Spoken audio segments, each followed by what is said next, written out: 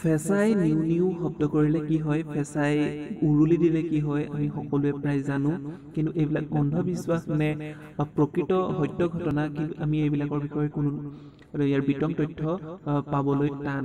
কিন্তু আমি বিভিন্ন ধৰণৰ চৰাই আমি ডেইলি দেখা পাই থাকোঁ, কিন্তু ইয়াৰ ভিতৰতে অন্ধবিশ্বাসৰ বলি হৈছে ফেঁচা। কিয়নো ফেঁচাই যদি ৰাতি নিউ শব্দ কৰে, তেতিয়াহ'লে বহুতৰে মন মৃত্যুৰ আশংকাত ভীতিগ্ৰস্ত হৈ পৰে। ঠিক তেনেদৰে উৰুলি দিলেও আকৌ কাৰোবাৰ বিয়াৰ লগত পৰিছে বুলি বহুতে বিশ্বাস কৰে। কিন্তু এনেকুৱা যে অকল অসমতে হৈছে তেনেকুৱা নহয়, বিভিন্ন দেশৰ লোকসকলেও লোকবিশ্বাস আৰু কৃষ্টিত যে ফেঁচাই অতীজৰ পৰা এটা অবাঞ্ছিত ভূমিকা লাভ কৰিছে, সেয়া আমি সকলোৱে জানো। কিন্তু ফেঁচা বুলি ক'লে আমাৰ মনটো কি হয়, শিয়ৰি উঠে।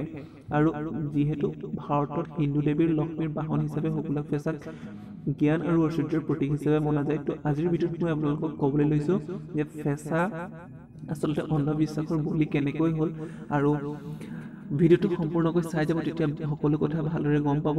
চেনেলটো যদি প্ৰথমবাৰ আহিছে তেনেহ'লে চেনেলটো ছাবস্ক্ৰাইব কৰি ল'ব। প্ৰচলিত মতবাদ মতে প্ৰাচীন ৰোমত যুদ্ধৰ সময়ত সৈনিকে যেতিয়া ফেঁচাৰ মাত অনুকৰণ কৰি শত্ৰুৰ আক্ৰমণৰ সংকেত পাইছিল, তেতিয়া ফলত ইয়ে এক অমংগলৰ প্ৰতীক ৰূপে ৰৈ গ'ল। আৰু ফেঁচাৰ দেহৰ অনুপাতে প্ৰকাণ্ড, চেপেটা মুখ, ডিঙি ঘূৰাই চাব পৰা ক্ষমতা, নিশাচৰ অভ্যাস সকলো মিলি যেন ইহঁতক মানুহৰ দৃষ্টিত অতি ৰহস্যময় কৰি তুলিলে। ইয়াৰ উপৰিও গভীৰ নিশা ভাহি অহা ফেঁচাৰ বিশেষ মাতে শিহৰণ জগাই তোলাটো কিন্তু স্বাভাৱিক কথা। ইহঁতে প্ৰায় গাঁৱে ভূঞে থকা পুৰণি আৰু বৃহৎ গছত নিশা খাদ্য বা লগৰীয়াৰ সন্ধানত পৰেগৈ। আৰু এনে গছ সাধাৰণতে শ্মশানৰ ওচৰে পাজৰেও থাকে, আৰু সেয়ে এনে ঠাইৰ পৰা ভাহি অহা মাতৰ বাবে মানুহে ফেঁচাক অপশক্তিৰ বাহক বুলি গণ্য কৰিবলৈ ল'লে যেন ভাৱ হয়। আৰু এণ্টাৰ্কটিকাৰ বাহিৰে পৃথিৱীৰ প্ৰায় সকলো ঠাইতে ফেঁচাটো দেখা পোৱা যায়। আৰু সমগ্ৰ বিশ্বত প্ৰায় 150 বিধ ফেঁচাৰ প্ৰজাতি আছে। মৃত্যুৰ আগজাননী দিয়া বুলি অপবাদ পোৱাই ফেঁচাৰ বৰ্তমান নিজৰ জীৱনৰ শংকা আহি পৰিছে। মানুহৰ এই অন্ধবিশ্বাসবোৰৰ ফলস্বৰূপে ট্ৰেফিক নামৰ বন্যপ্ৰাণীৰে বেহা নিয়ন্ত্ৰণ কৰা সংস্থাটোৰ শেহতীয়া তথ্য অনুসৰি ভাৰতৰ বিভিন্ন ঠাইত অন্ধবিশ্বাসৰ বলি হৈ মৃত্যুমুখত পৰা ফেঁচাৰ সংখ্যা বৃদ্ধি পাইছে। বিশেষকৈ দীপাৱলীৰ দিনা হিন্দু পৰম্পৰাৰ মানি বহুতে ফেঁচা বলি দিয়ে, আৰু ফেঁচাৰ দেহৰ বিভিন্ন অংশ চোৰাংভাৱে মিছা ঔষধি মূল্যৰ বাবে বিক্ৰী কৰা হয়।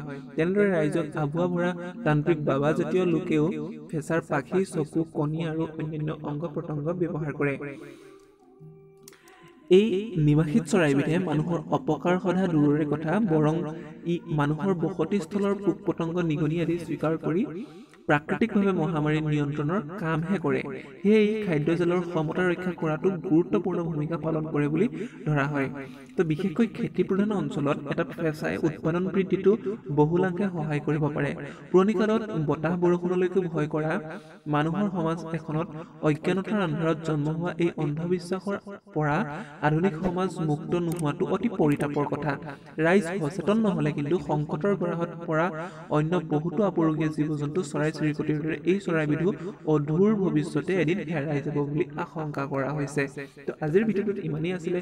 আপোনালোকে সকলোৱে গম পালে ফেঁচা কিদৰে অন্ধবিশ্বাসৰ বলি হিচাপে ফেঁচাই অপবাদ পাই আহিছে। কিন্তু এইটো প্ৰকৃত ঘটনা নহয় যে বৰ্তমান 21 শতিকাৰ যি বিজ্ঞান প্ৰযুক্তিবিদ্যাই আগবাঢ়িছে, এই সময়ত এনেকুৱা অন্ধবিশ্বাসৰ কথাই কোনো গুণে গুৰুত্বপূৰ্ণ ভূমিকা পালন নকৰে। তো ভিডিঅ'টো ইমানেই আছিলে। যদি চাই ভাল পালে লাইক, কমেণ্ট, শ্বেয়াৰ কৰিব, চেনেলটো ছাবস্ক্ৰাইব কৰিব।